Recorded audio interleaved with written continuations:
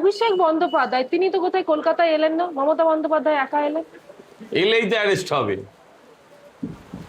এলেই অ্যারেস্ট হবে। ও এয়ারপোর্ট থেকে ফিরে গেছে। এত ভয়, এত ভয়। হ্যাঁ, একদিনের জন্য আমি জেল খাটবো না, এত ভয়। হাইকোর্টের বিচারপতি তিনি বলেছেন এই সইজাল কাণ্ডে আজকে সন্ধ্যে 6টার মধ্যে ওনাকে হাজিরা দিতে হবে, মানে সিআইডির কাছে। সেটা হাইকোর্ট বলেছে, যাকে বলেছে সে বুঝবে। হ্যাঁ, আর না হলে কি হবে সেটা হাইকোর্ট বুঝিয়ে দেবে সিআইডি কে। সিআইডি আইন মোতাবেক চলবে। পুলিশ সওয়াল করেছে যে গ্রেফতার করে হেফাজতে নিয়ে জিজ্ঞাসাবাদ করা প্রয়োজন। করবে তাহলে গ্রেপ্তার, করবে তাহলে গ্রেপ্তার।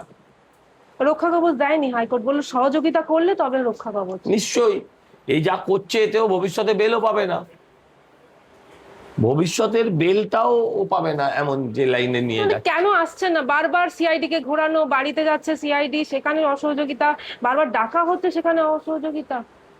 আসলে এরা এসির বাইরে কোনোদিন থাকেনি।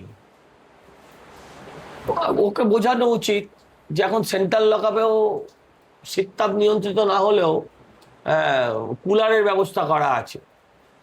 হ্যাঁ, আর ও তো পুলিশ বেষ্টিত থাকে, ওখানেও পুলিশ বেষ্টিত থাকবে।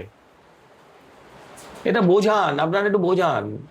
আসলে ও এয়ার কন্ডিশন ছাড়া থাকেনি কোনোদিন, ও বেচারি থাকতে পারবে না। সমস্ত মামলা, অভিষেকের সমস্ত মামলা থেকে সরে দাঁড়িয়েছেন কল্যাণ বন্দ্যোপাধ্যায়। সেটা ওদের নিজেদের ব্যাপার, মাল দেয়নি হয়তো। হ্যাঁ, বিজেপির চক্রান্ত আবার বলবেন না তো, তাহলে ঠিক আছে।